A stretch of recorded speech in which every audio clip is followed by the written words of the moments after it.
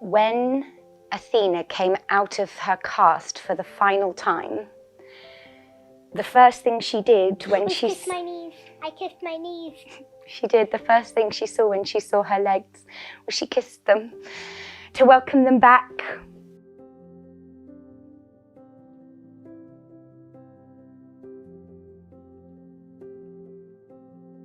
Your hip socket on a nice healthy human is a lovely, and it sits in like that. You've got a lovely femoral head clunk and it sits in the socket.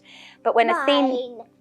Yeah, it was sort of hanging around, having a little disco, wasn't it? But now the impact of the surgery has meant that Athena's are now, from what was this, we've now got a nice femoral head and we've got a good curve round now. So she's gone from no socket, slightly weebly femoral situation, to a brilliant ball in what's pretty good socket.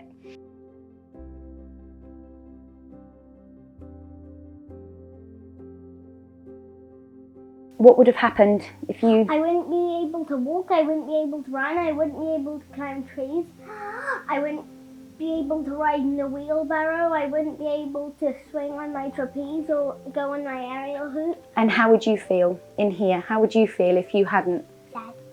Yeah. Would be pretty sad, wouldn't it? And I'd be stuck like this. Yeah, you'd just be sat there. And beanbag. Yeah, sat in a beanbag, yeah. So it is incredible. It is a brilliant thing to be a part of. Absolutely, very, very lucky. It's changed the course of her life. Changed the course of her life and what she's able to do. And I think by the very nature of how we develop as children, they say, you know, up until the age of 7, you know, it really is when they become who they're going to be. And I think if Athena hadn't have had the surgeries she'd had, she wouldn't have had the start in life and she wouldn't have found who she is. From a mum perspective, I'd say the highlight every time is when Alex will show a picture of her x-ray when she, pre-surgery, at 11 months old, and compare it to the latest. And you see what was, I mean, it literally, it just looks like an incomplete skeleton. And then there's this cracking set of sockets, a cracking set of femoral heads. What's that? You mean those bits, yeah, the ball bit. Well done, yeah. See, and a great biological knowledge of your hips. Yeah, it's that for me is the highlight. And I would say, leap forward, grab the opportunity with both hands. The opportunities that research have given Athena have meant that she is.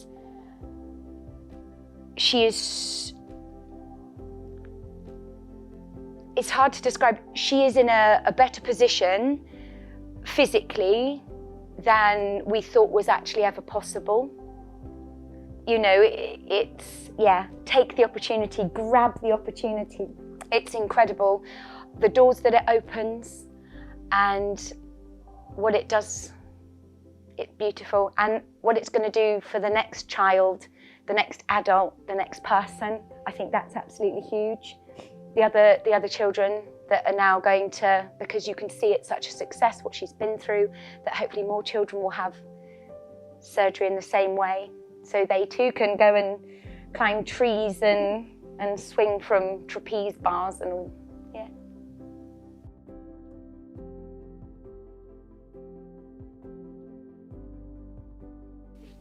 When you're, oh dear, when your child is so vulnerable and so small, and you know that they're going to go through something so difficult and their future is really hanging in the balance to be a child, and a team of people have come together and they've looked after your little baby, your little girl. They've done so much. They've I mean, I know I say it over and over again that they've changed her life, but they really have. And how on earth do you say thank you? I know. You're gonna cry. I know, right? But how do you say thank you to somebody for giving your child the opportunity to be young, to run around, to climb trees. And so a way of thanking the team was to write the story, and hopefully it will help the team and the other children going through what she went through. Perhaps it'll help them a little bit in explaining to teeny tiny people what it's like to go through, that, you know, life doesn't stop, it's just on a slightly different track for a while.